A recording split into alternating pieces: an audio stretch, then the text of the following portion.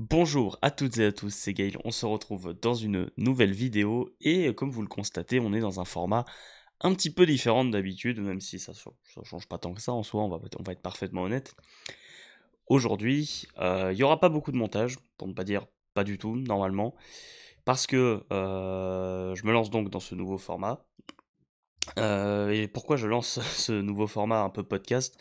C'est parce que je manque de temps. Là, voilà, en gros, cette semaine, j'ai travaillé quasiment toute la semaine sur la grosse vidéo que je tease depuis des semaines. J'ai tourné vendredi et hier, j'étais complètement cuit. Je me suis endormi tard, tout ça. Enfin bref, j'ai eu du mal à me mettre au boulot. Donc je me suis dit, bah, je vais pas me prendre la tête et je vais faire un truc simple. Et comme ça, pour aujourd'hui, on aura une vidéo quand même. On continue sur le rythme, le bon rythme. Et comme ça me permet de lancer donc un nouveau format qui pourra potentiellement revenir et devenir récurrent à l'avenir. Alors j'ai pas trouvé de nom pour ce podcast entre guillemets parce que ça va être plus ou moins ça. Mais le but ça va être de faire comme la plupart des chaînes catch ou de chaînes de plein d'autres thématiques que je suis notamment sur le cyclisme avec les porteurs de bidon que j'ai découvert il y a pas très longtemps que je vous invite à aller voir si vous connaissez le cyclisme mais aussi à la manière de mon collègue Erwan Fight, à qui je passe le bonjour évidemment, avec son émission Kayfabe. C'est possible du coup qu'avec ce truc-là, on reçoive du monde à l'avenir. Et en gros, le but, ça va être tout simplement de trouver, quand j'aurai une thématique, un truc qui m'intéresse, dont j'ai envie de parler, et ben on en parlera, tout simplement. Et bah, on va pouvoir discuter tranquillement. Je sais pas combien de temps va durer cette vidéo, mais quoi qu'il en soit, voilà, ça va être l'occasion de faire revenir ça peut-être de temps en temps. Et pourquoi pas, grâce à ça, arriver à faire 2 vidéos par semaine. Ce serait pas mal, c'est dans les plans. Mais d'abord, je vais me focaliser sur la grosse vidéo sur laquelle je bosse. Et ça viendra de temps en temps. Voilà, on va bien voir. Avant qu'on commence, je vous invite évidemment à vous abonner et à liker la vidéo si vous passez un bon moment. Pour ne rien rater de la suite, évidemment, ça soutient énormément la chaîne, l'abonnement, le like, et partager la vidéo si jamais vous voulez faire connaître la chaîne, évidemment. Et donc, pour aujourd'hui, j'ai décidé de parler de 2 sujets qui me paraissaient intéressants, qui sont totalement d'actualité, puisque les deux vont parler de WrestleMania, et particulièrement de 2 matchs. Dans un premier temps, on va parler du cas de Jey Uso, qui fait énormément débat. Et dans un second temps, comme vous l'avez vu sur la miniature et sur le titre, on va parler de ce triple menace entre CM Punk, Roman Reigns et Seth Rollins, qui, je dois l'avouer, ne m'emballe pas des masses. Voilà, mais ça j'en ai déjà parlé, on va essayer de passer un peu en détail là-dessus. Et du coup, je vous propose qu'on commence dès maintenant à parler de ce bon vieux Jey Uso. Comme vous le savez, Jey Uso a remporté le Royal Rumble à la surprise générale, alors que personne ne l'a pronostiqué. On attendait John Cena, CM Punk, peut-être Roman Reigns, Seth Rollins. Il y a des gens qui parlaient de Drew McIntyre, de Damien Priest. Mais quasiment personne n'a vu venir Jey Uso. Et même certains, je pense, croyaient plus en Logan Paul, par exemple. Et du coup, on a été grandement surpris. Alors moi, je vais pas me plaindre d'être surpris, parce qu'on se plaignait pas mal depuis quelques temps que Triple H, en tout cas le booking de Triple H était relativement prévisible. Là, on nous a coupé l'herbe sous le pied. On a été surpris, c'est le moins qu'on puisse dire. Pardon, je commence à trifouiller mon micro, c'est mal barré. Mais force est de constater que ça n'a pas plu à beaucoup de gens. La page cage match du show a été un peu saccagée par les fans, entre autres par la victoire de Jey Uso, mais aussi la victoire de Charlotte Flair. Mais on va pas en parler aujourd'hui. On a constaté également énormément de dislikes, de pouces en bas pour les vidéos qui parlent de Jey Uso sur la chaîne YouTube de la WWE, notamment de ce squash contre Austin Theory qui a été complètement raté. Alors apparemment le match a été écourté volontairement à cause du segment entre John Cena et Cody Rhodes qui a un petit peu trop duré par rapport à ce qui était prévu. Et donc oui, on a eu ce squash avec des petits ratés malheureusement de Jey Uso, une spear qui était un peu particulière, on aurait dit un crossbody, et puis il y a eu ce plongeon à l'extérieur un peu raté là aussi, où il a vraiment frôlé la catastrophe, Jey Uso, mais bon, les gens vont surtout retenir les ratés, et j'ai l'impression que les détracteurs, c'est comme ça qu'on dit, je crois, de Jey Uso n'attendaient que ça. Ils n'attendaient que le botch pour dire «Ah, on vous avait dit, eh, regardez, Jey Uso, il est nul, on l'a dit». Et au-delà, du coup, du fait que Jey Uso soit pas très apprécié parce que son moveset n'est peut-être pas des plus développés, c'est pas Will Ospreay non plus, et le fait que maintenant son personnage se résume à dire Yeet, je peux comprendre, en vrai, les critiques à l'égard de Jey Uso. Mais d'abord, on va quand même essayer de rappeler qui est Jey Uso. Jey Uso, c'est quand même la moitié d'une des plus grandes équipes de l'histoire de la WWE, possiblement la meilleure équipe de l'histoire, en tout cas ma préférée à titre personnel parce que c'est une équipe qui m'a transporté quand j'ai commencé à suivre le catch et qui m'a transporté les années qui ont suivi. Et Jey Uso, sur les 5 dernières années, c'est peut-être un des catcheurs qui a eu la plus grande évolution. C'est parti du coup d'une blessure de Jimmy Uso, qui a fait que Jey Uso s'est retrouvé seul, livré à lui-même, et il y a eu ce programme absolument incroyable contre Roman Reigns, qui a fait évoluer son personnage, qui nous a révélé une personnalité assez profonde de Jey Uso, et il y a eu toute cette évolution au sein de la Bloodline, avec les conflits, Sami Zayn, Roman Reigns, tout ça. Et forcément, sa popularité est grandement due à cette évolution et à cette histoire au sein de sa famille et de ce clan. Et avec, bon, même si ça a été décevant, le match de SummerSlam en 2023 n'est pas anodin. Et puis l'entrée de Jey Uso, on voit le public communier autour de lui, c'est clairement pas pour rien. Il y a une raison à cette popularité. Maintenant, c'est vrai que on est passé d'une extrême à l'autre et maintenant il y a quasiment plus de profondeur dans le personnage. Il dit juste Yeet et il dit juste ouais Gunther, moi j'abandonne jamais, je vais te battre. En plus de ça, oui, la storyline n'est pas non plus des plus transcendantes parce que là on se contente juste de Jey Uso qui fait quelques matchs. Gunther intervient dans son dos, la sécurité vient les séparer et Jey Uso il gagne la bagarre ou alors c'est Gunther. On a quand même connu un peu plus subtil comme écriture, c'est vrai. Et c'est vrai que même moi, alors que je regarde pas forcément les shows hebdomadaires et que je me contente des best-of, des highlights sur YouTube, j'ai pas l'impression qu'on soit sur l'écriture de folie. Jey Uso est toujours aussi populaire, ça y a aucun problème dans les arènes, c'est vraiment la communauté internet qui râle, comme d'habitude, on va pas se mentir. Mais oui, la storyline n'est pas très emballante. Je suis pas particulièrement impatient de voir le match finalement, même si je suis sûr qu'ils sont capables de sortir quelque chose de sympa. Maintenant, ce que j'en pense, moi je suis pas forcément mécontent que Jey Uso ait gagné le Royal Rumble. Pour rien au monde, je reviendrai en arrière. J'aurais pas forcément voulu que John Cena gagne le Rumble. À la limite, si on avait fait gagner Drew McIntyre, là, j'aurais été content. Ou Roman Reigns peut-être, ou Seth Rollins. Mais non, je trouve que Jey Uso, c'est pas forcément un mauvais choix. Juste, bah, on se retrouve dans une situation, alors j'ai pas connu cette époque, mais dans un traitement similaire à ce qui s'était passé en 2012, où c'est Sheamus qui gagne le Royal Rumble, mais au final, son histoire passe au second plan, et c'est vraiment Chris Jericho qui a eu, lui, le développement et la route de WrestleMania digne d'un vainqueur du Royal Rumble. Et là, c'est vrai que Jey Uso, il n'y a pas grand chose, alors que du côté de John Cena, en même temps c'est John Cena, tu vas me dire, mais il y a une attente, il y a vraiment un engouement autour de tout ça, après le heel turn, Cody Rhodes, tout ça. C'est un peu normal en même temps, parce qu'au niveau popularité, on n'est pas sur la même chose, même si Jey Uso, c'est pas rien. Mais c'est vrai que je dois dire que ce match, je le vois pas, je trouve qu'il y a pas de quoi en faire un main event de la nuit 1 par exemple. À la limite, un opener de nuit 1 ou un opener de nuit 2, comme ça a été le cas l'an dernier à WrestleMania, ouais, ça a pas le potentiel d'un gros match, quoi. Enfin, en fait, ça a le potentiel d'un gros match, c'est pas ça que je veux dire, mais c'est juste que la storyline ne donne pas envie, forcément, de voir le match, là. On se contente juste de petites bagarres par-ci par-là avec la sécurité qui intervient comme à chaque fois. Et comme dans chaque storyline d'ailleurs. Donc ouais, c'est vrai que même moi qui étais plutôt optimiste vis-à-vis de Jey Uso, je dois avouer que on n'est clairement pas sur le match qui me hype le plus pour WrestleMania. Ouais, c'est un peu dommage. Maintenant, qui doit gagner ce match selon moi? C'est un peu compliqué, parce que là, du coup, ils se sont déjà affrontés 3 fois, je crois. Faudra me corriger, mais je suis pas complètement sûr. Et Gunther a gagné à chaque fois, forcément. Et il y a beaucoup de gens. En fait, le problème, c'est que là, on est dans une situation où les gens aiment tellement pas Jey Uso que, quel que soit le vainqueur, ce sera une mauvaise chose. Il y a plein de gens qui arrêtent pas de dire si Jey Uso gagne, ce sera une insulte au catch, il sait pas catcher, il sait dire que hit, tout ça. Mais si Gunther gagne, alors là, on aura gâché la victoire du Royal Rumble, on aura tout gâché, on aura tout donné à Jey Uso pour rien.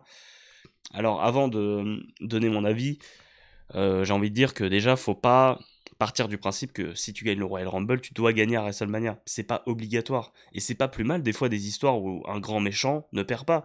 Et Jey Uso, bah tant pis, il aura jamais battu Gunther, et puis bah c'est pas très grave.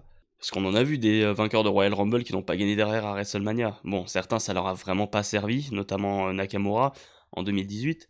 Mais je pense à qui d'autre? Cody Rhodes en 2023 et ça a rendu l'histoire encore plus belle, l'année d'après. Qui a eu encore? Oula, je suis en train de galérer un petit peu. 2009, Randy Orton n'a pas gagné à WrestleMania. Il aurait dû gagner, certes, mais il a pas gagné. Enfin, je veux dire, il faut pas partir du principe que gagner le Royal Rumble, c'est forcément garantir, et ça garantit pas forcément une victoire à WrestleMania. Et ça peut rendre les histoires d'autant plus belles. Et si Jey Uso venait une nouvelle fois affronter Gunther au courant de l'année et qu'il venait à le battre, l'histoire elle serait très belle aussi. Les gens seraient pas contents parce que les gens n'aiment pas Jey Uso. Mais bon, voilà. Maintenant, qui doit gagner selon moi? Bah en fait, j'en sais rien. Je pense quand même que ce serait pas une mauvaise chose de donner la victoire à Jey Uso. Et admettons, tu lui fais perdre à Backlash un mois après, ça serait pas forcément déconnant. Et puis tu peux donner le titre, je sais pas, à qui mériterait, qui pourrait être un candidat intéressant. Tout dépendra de ce qui se passe à WrestleMania, mais peut-être que dans la continuité, un solo Sikoa, un Jacob Fatu, je pense que c'est encore un peu tôt pour eux, mais ça peut être une solution. Y a qui du côté droit encore? Euh, un CM Punk éventuellement, peut-être un Seth Rollins qui reviendrait dans la title picture, je sais pas. Un CM Punk ça pourrait être intéressant, qui sortirait du programme avec Roman Reigns et Seth Rollins. Ou alors, je sais pas, on va parler de toute façon du triple menace juste après. Après Gunther qui gagne, ça me dérangerait pas forcément. C'est vrai que ce serait un peu dommage de pas faire gagner Jey Uso après tout ce qu'il a apporté à la compagnie depuis des années maintenant. Ce serait une belle récompense. Et puis Gunther, je pense qu'il s'en sortira très bien d'une défaite. Et puis au pire, qu'il aille récupérer le titre lui-même un mois après à Backlash. Et comme ça, on n'en parle plus. Enfin, mon pronostic irait vers Jey Uso. Mais c'est vrai que là, je suis pas forcément des plus enjoués à l'idée de voir ce match. Et je pense que la meilleure chose à faire dans l'état actuel des choses, ce serait dans un opener ou presque même, c'est terrible à dire, mais dans le milieu d'une carte, d'une des deux nuits. Parce que, ouais, pour l'instant, le momentum du match, il y a tellement d'autres matchs qui passeraient devant pour moi. Le triple menace, par exemple, le match entre l'autre triple menace, du coup, pour le titre féminin avec Io Sky, Bianca Belair et Harry Play. C'est terrible à dire, mais peut-être même Drew McIntyre, Damien Priest, même si je crois pas une seule seconde qu'ils seront dans un main event ou même dans un opener. Mais limite, j'ai plus hâte de voir ce match que le match entre Jey Uso et Gunther. Même Tiffany Stratton, Charlotte Flair, ça pourrait vraiment être une bonne chose en main event. Même si là aussi la storyline n'est pas des plus emballantes, je l'avoue.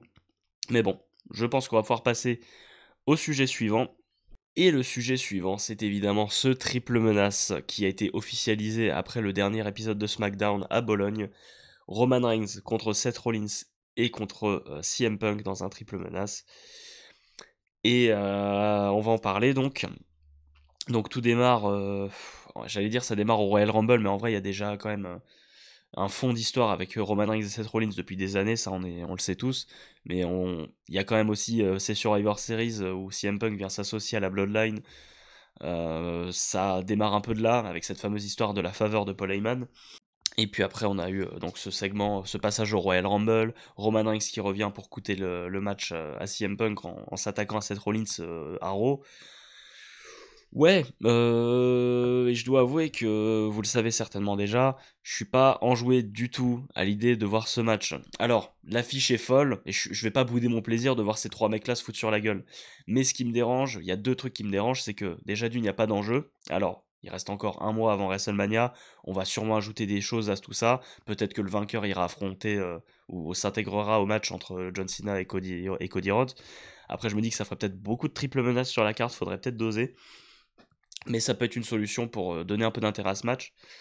Euh, mais ouais, déjà le problème c'est qu'il n'y a pas forcément d'enjeu, c'est juste un triple menace entre trois énormes stars.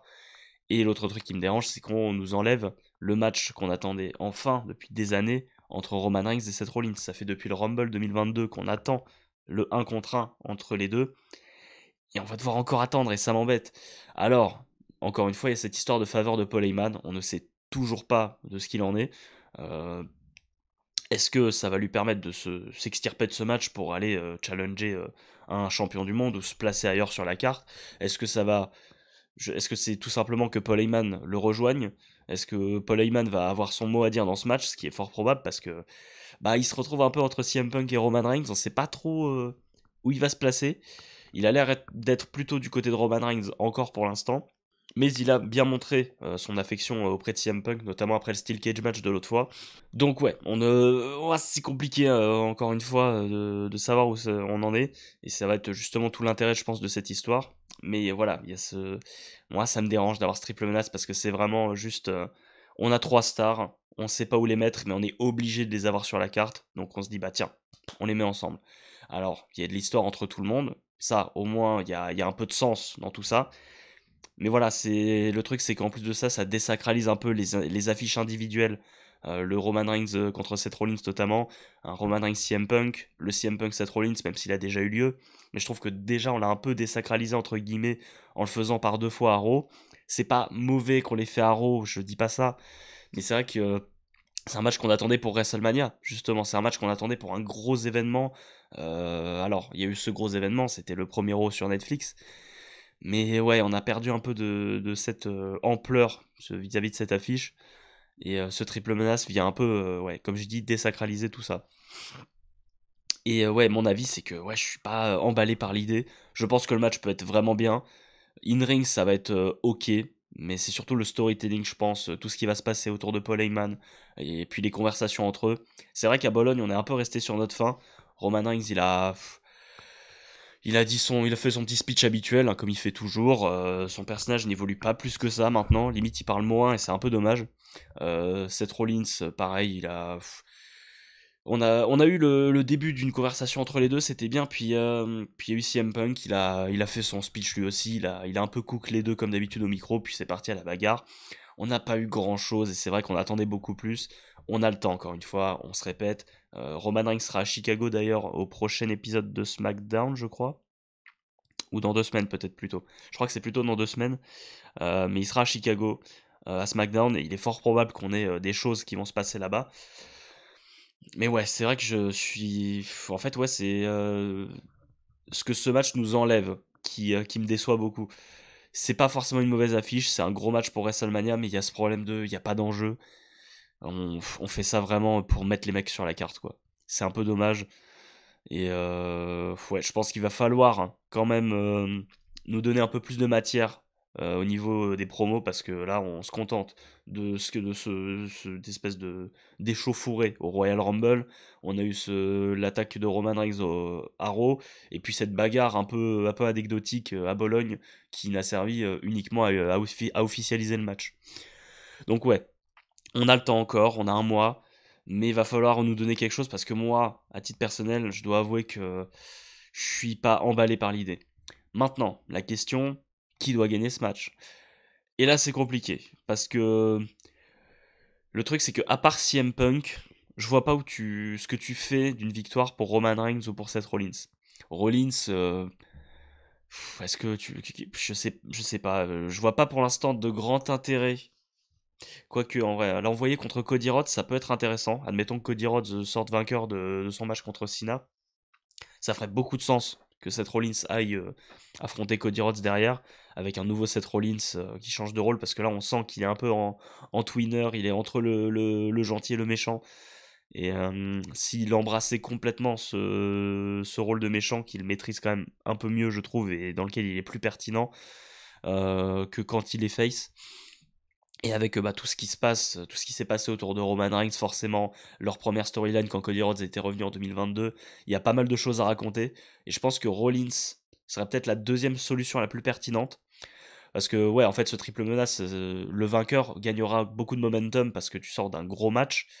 Et, et je trouve que ce qui fait le plus de sens, c'est de faire gagner soit CM Punk, soit Seth Rollins. Parce que CM Punk, il a déjà fait part de son mécontentement vis-à-vis du changement drastique de John Cena. Il y a déjà une histoire avec Cody Rhodes. CM Punk, il y a beaucoup de choses à raconter avec une victoire pour sa part. Roman Reigns, de son côté, tu le fais gagner et puis basta, quoi. Je vois pas Roman Reigns se diriger vers Cody Rhodes maintenant. Je vois pas de programme vraiment clair pour Roman Reigns. À moins peut-être qu'on prolonge le programme avec Seth Rollins après coup, qu'on fasse peut-être mon rêve absolu, une trilogie à Backlash. Après, je sais pas trop ce que c'est les Premium Live Events qui vont suivre, mais en vrai, une petite trilogie Roman Reigns Rollins. Je dois avouer que ça me fait envie maintenant que j'y pense, là ça me vient d'un coup. Mais c'est vrai que Roman Reigns, il n'y a pas grand intérêt à le faire gagner ce match. Ça me déçoit, hein, parce que je suis un grand fan, vous le savez. Mais ouais, non, je pense que c'est vraiment. Si je devais faire un ordre de probabilité et de cohérence, CM Punk en 1, Seth Rollins en 2 et Roman Reigns en 3. Et aussi, le vainqueur va sûrement avoir une incidence sur la position de Paul Heyman. Est-ce que Paul Heyman va déjà avoir son mot à dire dans le résultat du match, ce qui est pas impossible du tout. Et aussi, bah, une fois qu'on aura fait gagner ou CM Punk ou Rollins ou Roman Reigns, est-ce qu'il va décider de se diriger vers le vainqueur ou est-ce qu'on aura quelque chose après le match? Je ne sais pas. J'attends vos avis en commentaire. Je vois la durée de la vidéo, bah finalement ça va pas être très très long. C'est pas plus mal. Alors c'est fort probable que à l'avenir, quand je referai ce genre de format, ce soit bien plus long, qu'on ait plus de sujets, peut-être qu'on ait des invités. Ça, je vais travailler dessus. Pour l'instant, c'est dans les tuyaux, c'est une petite bouteille à la mer que je jette.